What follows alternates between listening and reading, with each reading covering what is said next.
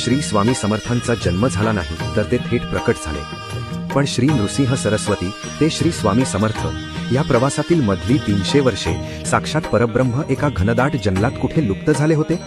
श्री गुरुचरित्र आणि सनातनी ग्रंथांनुसार श्री नृसिंह सरस्वतींनी श्री शैल्यमच्या कर्दली वनात जाऊन अत्यंत सखोल निर्विकल्प समाधी लावली होती।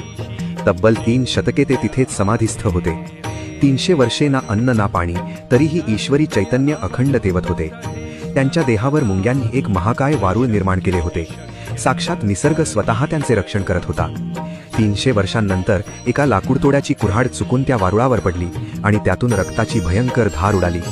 पण ती कुऱ्हाड केवळ एक ईश्वरी लीला होती। कलियुगात भक्तांच्या रक्षणासाठी साक्षात ईश्वराला स्वतःची समाधी तोडून श्री स्वामी समर्थांच्या रूपात पुन्हा प्रकट व्हायचे होते।